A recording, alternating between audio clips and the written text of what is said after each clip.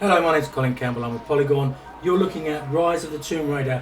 What we're going to do today is show you 10 minutes of gameplay. It takes place about an hour and a half into the game, so you've done a lot of the training exercises, and now you've got an actual mission which involves a lot of stealth and combat. Hey. Voila. The use of things like bottles to distract guards and bushes to hide in are a big part of this mission, which takes place in an old Soviet base in Siberia.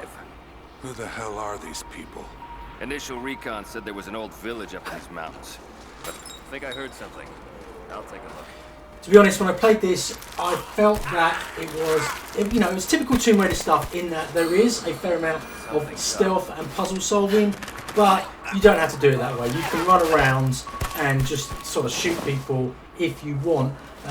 During the easier parts of the mission, in the early part, I mostly played stealth-wise, but when the bodies start to pile up and there's a lot of people around, I think you need to be better at the game in order to take advantage of the stealth. There's more of them arriving.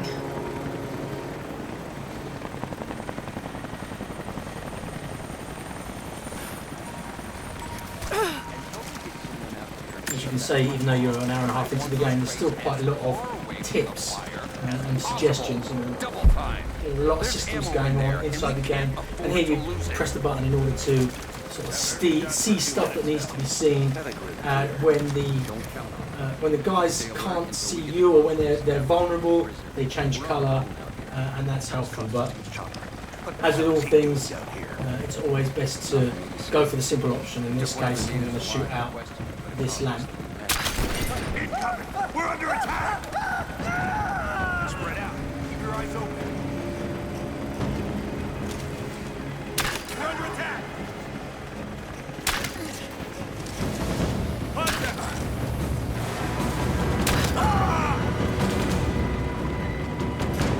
Always a good idea to go to your victims and pick up arrows and ammo and stuff like that that's been left behind. In an earlier mission, I faced off against a bear and I didn't have the right ammunition with me, so I had to kind of go off and find and craft the ammunition that I needed to defeat the bear, which I think was shown, the section that I think was shown in E3.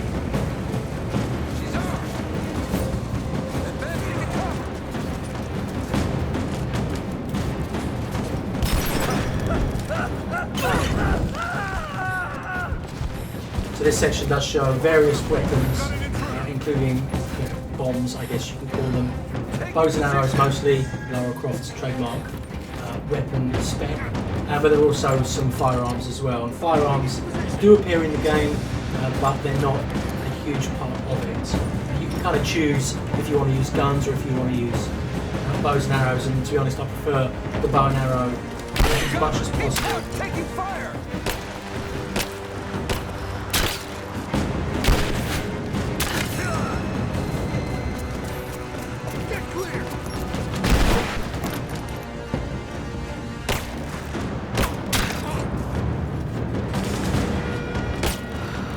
As always, holding back the bow for longer will give you more power.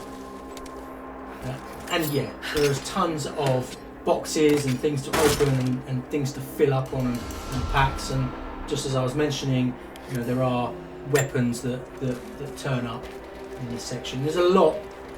If you've played Tomb Raider, you know that there's a lot of climbing, traversal, and a lot of puzzle elements involved in just getting from A to B. And I find that actually quite a fun part of the game. And this Soviet section, there is a ton. It's quite a big area, and there are loads of towers and climbing frames and areas to go, missions, side missions, where you kind of have to figure out how to get to the top of the tower. This is stuff that we've seen plenty of times. Shocking little moment there. I'm pretty sure that in real life I wouldn't have been able to hang on. She must have some really good gloves.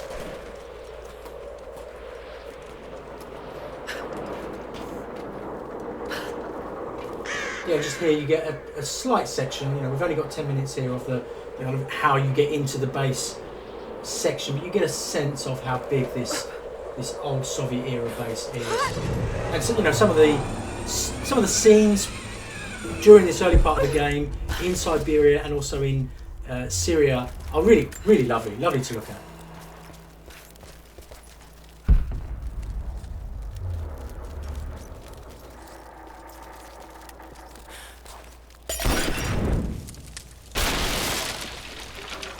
There's a puzzle. Something's in your way, burn it. I just skipped through a bit of story to get to this bit, and I'll do that again in a second. Here you can see the firearm. All die slow while we watch.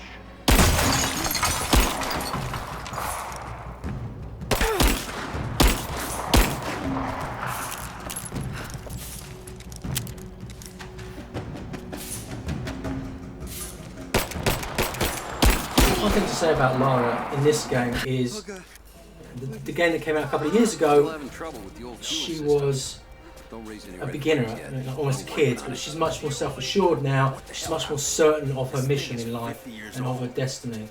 And a lot of the story that you see in the first part of the game is really there to stamp that on you. This is, as I was saying earlier, this is a section where you could probably play this with some decent stealth after a few playthroughs, but I was running out of time and I just kind of charged around shooting at things, not particularly skillful, but it got the job done.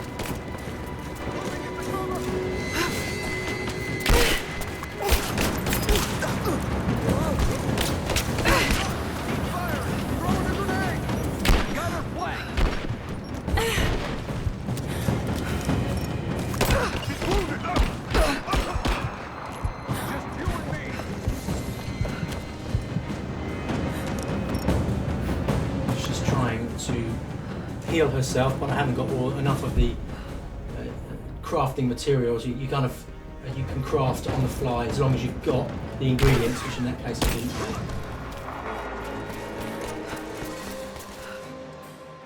didn't. This obviously is a game that's coming out on Xbox One towards the end of this year, November the 10th, I think, and it's coming out on other platforms in 2016, early 2016. It was Microsoft that invited us to come and play this build.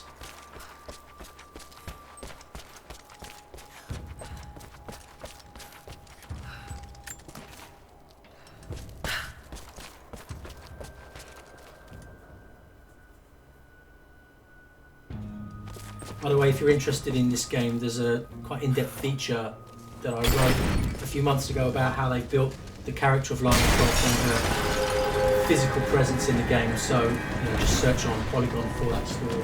And this pretty much brings us to the end. You'll see Lara coming to a sticky end here as she's overwhelmed. Rise of the Tomb Raider coming out on November the 10th.